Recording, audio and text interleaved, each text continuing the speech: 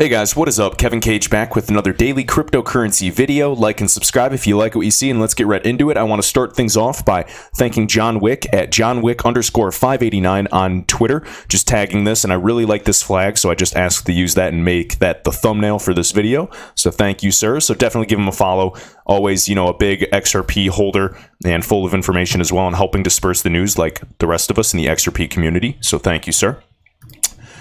To get right into it, I do want to share a contrarian viewpoint. A lot of people are familiar with a gentleman named Tori, and on Twitter, he goes by Crypto Wizard. It's WZRD_. You guys might think this guy is BS. He has been calling, his calls, he's probably 80% correct, and I've been following him for maybe 18 months or so, and it is just unbelievable. So now he has another contrarian viewpoint. Do not take this as gospel. None of this is financial advice.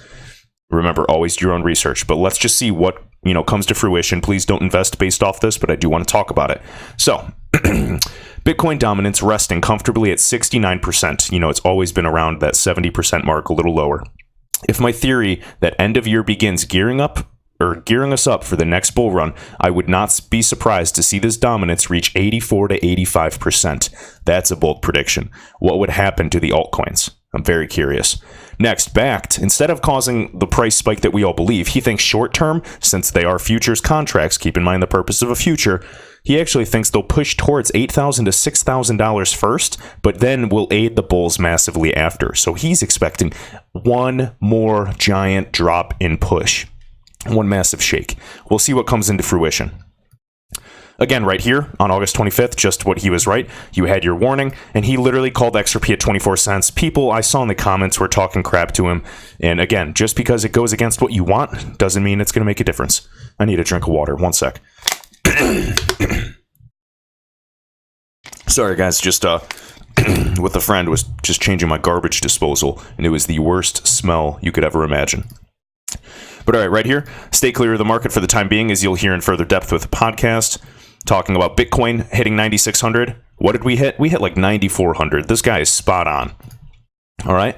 And then what I want to talk about now with XRP, do not take this for gospel, but he believes that right now we're going to be expecting a pullback towards that, 26, 27 cent mark. And right now we are about, 25 cents as making this video. And right here, he says, we'll, be stable for a bit.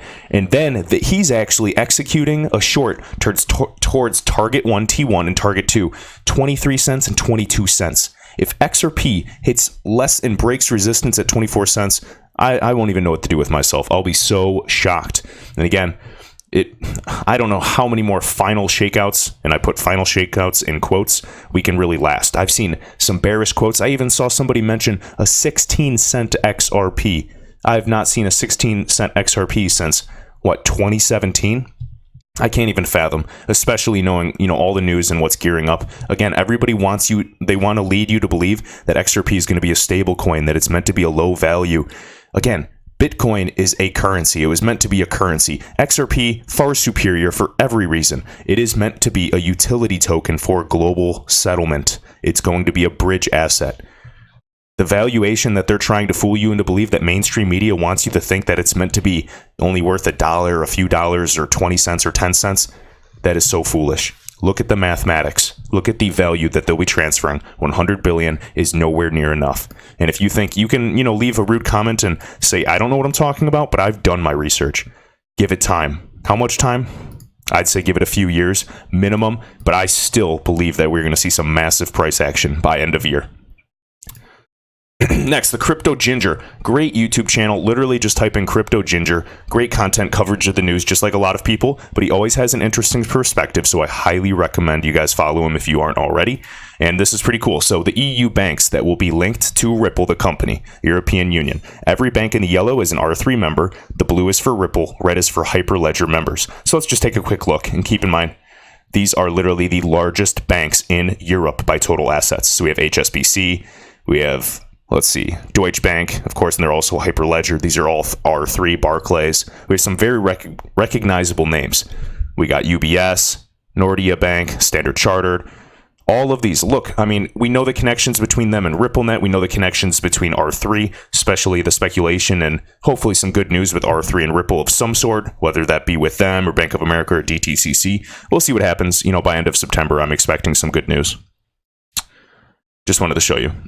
All right, XRP researcher, and it's at XRP news _ warning 100% confirmed facts. PNC Bank starts using RippleNet now. PNC owns 22% of BlackRock. For those of you that don't know, we've talked about BlackRock. They have $6.5 trillion in assets, approximately, and they are one of the largest groups in the world. BlackRock hires former Ripple executive to lead the digital asset team. All right, and then right here, coincidence, BlackRock hires the former Ripple executive. Again, this is an older article. Coincidence? I think not. Then right here, of course, PNC Bank is a partial owner of BlackRock, and as you are aware, PNC is the 8th largest United States bank, and it's launched officially cross-border payments on RippleNet.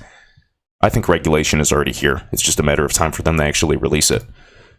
Right here, Eric Dadoun at eDadoun, D-A-D-O-U-N. I wonder, did PNC, the 8th largest bank, consider the fact that Ripple are supposedly in violation of every security law before they went live on RippleNet? No. Well, some Twitter experts, aka the FUD masters, are going to be furious.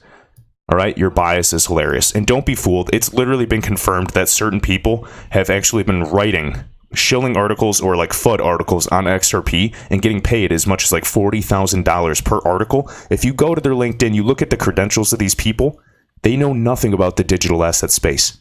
Not even investing. They just talk about whatever topics can get the clicks and make them some money. All right? And if you don't believe me now, just wait. You'll see more and more of it come to be. All right, last one. We're going to finish off with XRP Crypto Wolf. Really good guy and full researcher, one of the harder workers that I know in the XRP community. And again, just talking about this news, Portugal's tax authority says cryptocurrency trading and payments are tax-free in the country. I wish I'd moved there. Cryptocurrency trading into fiat currencies and remuneration in cryptocurrencies are exempt from value-added tax. There is also no income tax on crypto earnings. All right, guys. I know DAI wants us to go to Liechtenstein, but I say we go to Portugal and actually just try to become residents somehow. Or, never mind, not financial advice. I was going to say I'll send all my crypto and donate it to a buddy who lives there, and we'll see what happens. But all right, guys, I'm going to cut it short for today. I have a bunch of other news to cover and some research, but I will see you in the next video. Thanks.